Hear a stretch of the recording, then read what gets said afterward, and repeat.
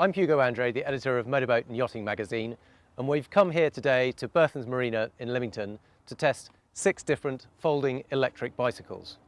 We're finding that motorboat owners are increasingly looking for this as an accessory to keep on board their boat, so that when they arrive at a marina, it might be an out-of-town marina 2 or 3 miles away from the town itself, they can keep this on board in the lazarette, in the tender garage, take it out, unfold it, and get straight into town with very little effort at all. This is the FreeGo folding electric light. It costs £1,250.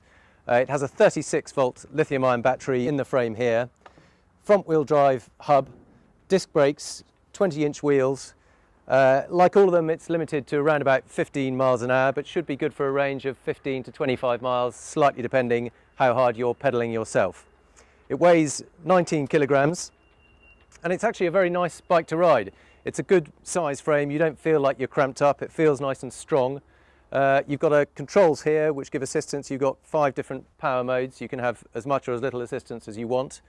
And it's actually a very nice bike to ride. You've got good brakes on it, feels sturdy and handles very nicely. And now is the tricky bit, which is folding. Let's see how quickly we can fold it up.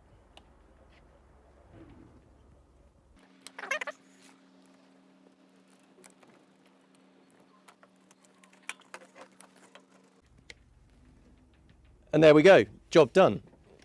Still reasonably heavy, but perfectly easily transportable onto your boat in the lazarette and tuck it away until you need it next. This is the Go Cycle 3, and it is the most expensive of our bikes here at about £3,300. But you can see why that's the case. It's a beautifully engineered piece of kit. It's the lightest of them by some margin. It's about 16.3 kilograms. And it's a beautifully made thing. You've got this lovely single swing arm, you've got these integrated disc brakes, the chain itself is covered in its own little casing. This provides a bit of suspension. You've got these integrated to stand here, so you can see it's got a bit of give there. It's all controlled by a little app, so you can vary the pace, how much assistance you get, whether it works on the throttle or whether it uses the pedals themselves to get it going. And everything about it has a kind of almost aircraft-like beauty and engineering and lightness about it. It's very nice to ride. You can certainly tell it feels the most expensive. You've got nice fat but very light wheels, and it's a nice smooth assistance and fantastic brakes to it. Really strong brakes, almost too strong. It'll take a little bit of getting used to. And these lovely hydraulic brakes. It's a beautiful bit of kit, but it is expensive. And the other thing is that it packs away, rather than folding, it packs away into this little bag here. So although it takes a bit longer to do, once you have got it all nicely tucked up in there, it's very easy to lift in and out of your lazarette. So the actual putting away is quite tricky, and now we're going to see how long that takes me. Right, let's go.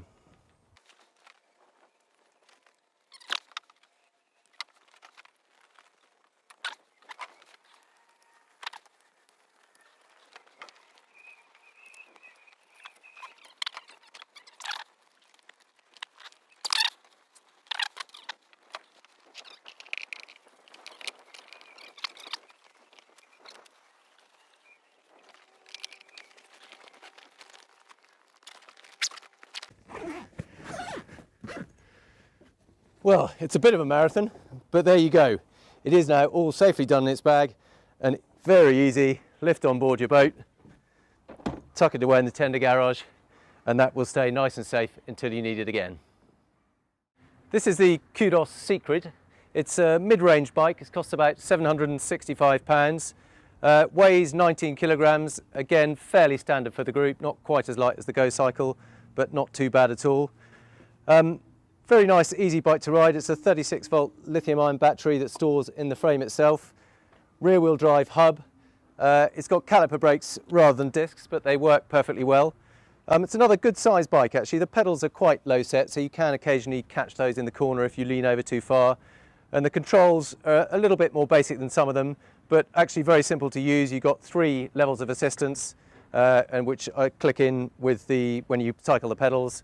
And you've got a 6-speed Shimano gear shift. So actually it cycles very well without the electric power.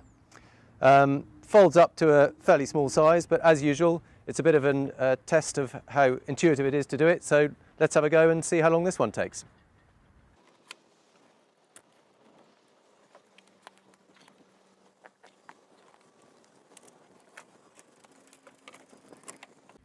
Okay, job done. Not quite as small as some of them, but actually very quick and very easy to do. All seems pretty logical. It is quite heavy at 19 kilograms, but nothing too difficult, quite easy. Lift that on board and again, tuck it into the tender garage. Bob's your uncle. This is the Galago Whoosh. It's a little bit different to some of the other bikes. The whole bike is physically smaller, so it's a little bit lighter. It's about 18 kilograms. But the whole bike, as you can see, it's got smaller wheels. It's not the 20-inch, I think they're 16-inch. It's got a front-wheel drive hub, but the frame itself, the wheelbase, everything is that much smaller. It's got a quite neat little feature with this folding section here, so that rather than having a stand, you can just park it up like that. It does mean that because of its physical size, it doesn't feel quite so competent for a longer cycle ride. It has got 3 gears. It's got similar assistance. You've got 3 different stages of power assistance. It's another 36-volt battery. And actually, it's surprisingly quick. Maybe because of the small wheels, the acceleration is really quite surprising. And a nice, comfortable saddle. But this is a bike that I think you're better off for short trips into town of 2 or 3 miles rather than a 15, 20-mile cycle ride up and down hills. But the beauty of it is that it does pack away very small indeed. So let's give it a go and see how quickly this one packs away. This has to come out because unlike the others, you have to take the saddle out.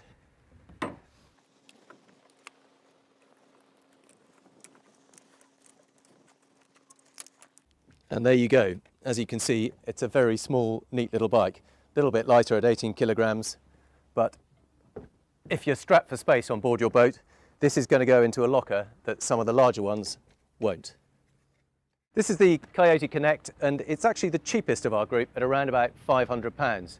It's the bike that our news editor Steve Usher rides every day, and he swears by it. And I've got to say, for the money, it's a very competent piece of kit. It's got a similar 36-volt battery on the back. It's not quite as neatly integrated into the frame as some of them, but it does mean it tucks away under this rack and you've got the rack to carry your shopping or whatever. Similar assistance, you've got the controls up here, 3 stages of assistance, the pedals kick it in, and it rides very nicely. You've got 6 gears, Shimano gears, so you can ride it with or without assistance. And for the money, it's a properly decent bit of kit. But now, as usual, we've got the challenge of folding it away, so let's see how quickly we can do that.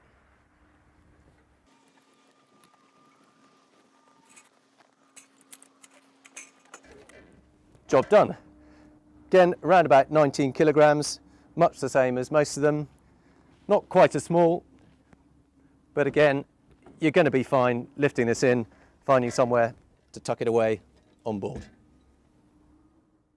This is the Whisper 806 Torque, and it's the second most expensive at our group at around about £1,600, and it's also the heaviest of the group. I think that's because it has this extra long-range battery, which will give a range of up to 50 miles, whereas most of the group have a range of somewhere between 20 and 30 miles.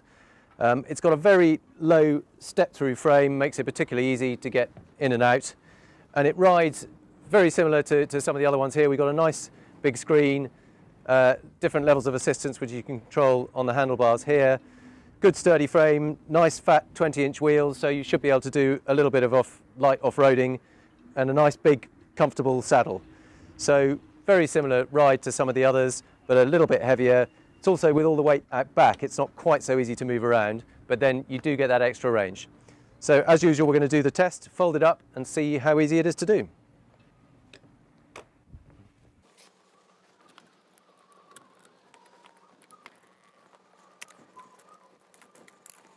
There we go.